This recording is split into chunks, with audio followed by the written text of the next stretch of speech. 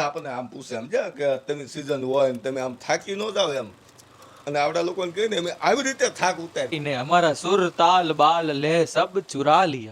एक दिन मर हमाરું कैप्चर लाइफ हो भाई।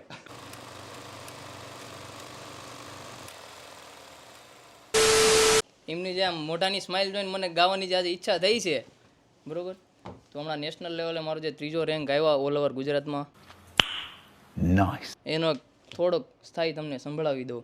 મણિયારો, આપણા ગુજરાતનું જૂનું ને જાણીતું સોંગ. હા अबे जल्दी बोल, कल सुबह पनवेल निकलना है। મણિયારો તે હાલુ હાલુ થઈ વિયો ને કાઈ.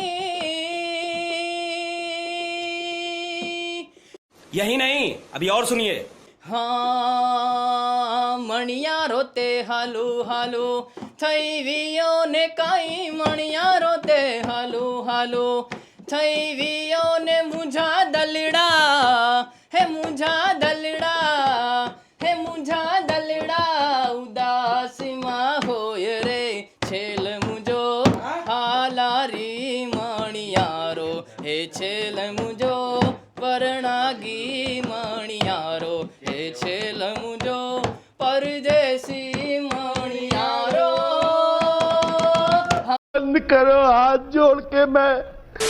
બધા આપણને આમ પૂછે સમજ્યા કે તમે સિઝન હોય ને તમે આમ થાકી ન જાવ એમ, તો આપણે ચાલુ સિઝન હોય, બપોર વસાડે કલાકનો બ્રેક પડ્યો હોય, અને આવડા લોકોને કહીને અમે આવી રીતે થાક ઉતારવી એમ.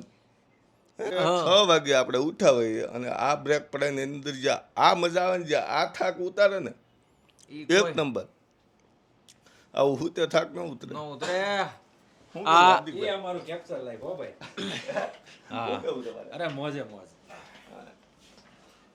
બોલો બોલો કંઈક. શું બોલે तुमसे ना हो पाएगा। કલ્પેશભાઈ ગીત એવું ગાઈ દીધું, હવે શું બોલવા માટે શબ્દ હોય? કોણ ગાયું? કલ્પેશભાઈ એ કાર્તિકભાઈ ગાઈ નાખશે. હાર્દિકભાઈ પટેલ હાર્દિકભાઈ પટેલ ગાય તો પ્રોબ્લેમ શું થાય ખબર છે? માવો ઉડશે, માવો ઉડશે. જાય गजब बेइज्जती है। નાનો પાડ્યો. ના રે ના, ઈ પટેલ હો ભાઈ, હા પટેલ નો દીકરો ઈ હાર્દિક પટેલ. અહીં ના થોડો પડે. હા એની વાત જ્યારે થતી હોય અને ઈ પ્રેમથી જ્યારે એના સુર લગાડતો હોય તો ઈ કાઠિયાવાડીનો દીકરો ભાઈ. હા કાઠિયાવાડીનો ના દીકરો ન પાડે. ઈ ના થોડો પાડે મારો ભાઈ. હમણાં જો એને માઇક આપ્યું હોય, એના મોઢામાં માવો ભર્યો હોય ને ઈ સુર નીકળતો હોય, આ હા હા એ મારો ભાઈ હાલ્યો હાર્દિકભાઈ હાર્દિકભાઈ. ગાય પછી આપણે બીજાનો વારો લો. તાલ આપજો બી શાર્પ. રેડી છે? બેસ વધારો ભાઈ, બેસ વધારો, ભાઈ થોડું કરો તો. બેસ વધારો. Okay done done. Done. વિશાલ આવી ગયું. ચાલો ચાલુ રાખો. एक दिन मर जाएगा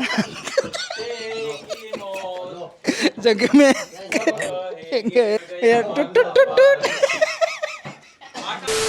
સફેદ ના માણસ. ચાર સફેદ ના માણસ. कहीं दूर जब दिन ढल जाए कुत्ते की आवाज पी ओ, ओ, आए चीटिंग करता है तू, चीटिंग चीटिंग चीटिंग करता है तू। अरे मैं सीरियसली गाने वाला था, लेकिन ये हमारे दिलीप भाई ने हमारा सुर ताल बाल लय सब चुरा लिया, जैसे इन्होंने हमारा दिल चुराया।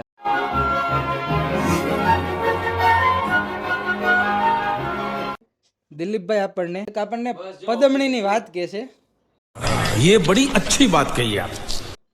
બરાબર છે. તો આપણે બધા દિલીપભાઈને સાંભળીએ થોડી વાર. ચાલો દિલીપભાઈ, તમે પદમણી વિશે શું કહેવા માંગો છો?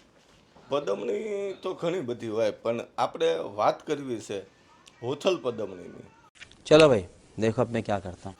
અને હોથલ પદમણીની જ્યારે વાત કરવી છે ત્યારે પહેલાં તો કલ્પેશભાઈ એને સુરોથી બાંધી લે છે, પછી હું વાત કરીશ, એનું વર્ણન કરીશ. હે પદમણી પદમણી મને હાંભરી, હરે રે મારું હૈયું હરખાય. હવે દિલીપભાઈ આપણે એની થોડીક ડીપમાં થોડીક વાતો કરશે, પછી આપણે ફરીવાર આપણા ડાયરામાં મળીશું. ખૂબ ખૂબ આભાર.